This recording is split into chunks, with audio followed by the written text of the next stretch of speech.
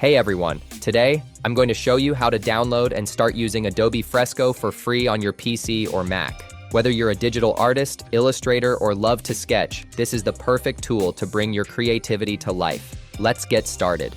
First, click the link in the description below to head over to Adobe's official website.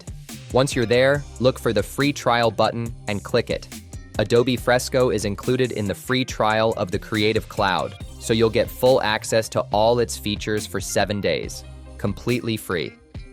Next, you'll need to sign up for an Adobe account if you don't already have one. Enter your email address, click Continue, and fill in your personal details and payment information. Don't worry, Adobe won't charge you until the trial ends, and you can cancel anytime before that if you decide not to continue.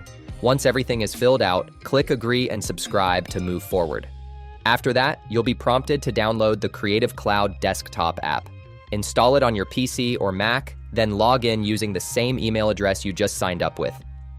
Once Creative Cloud is up and running, head over to the Apps tab, search for Adobe Fresco, and click Install. The app will download and install automatically, and you'll be ready to start creating in no time. And that's it. Adobe Fresco is now installed and ready to use.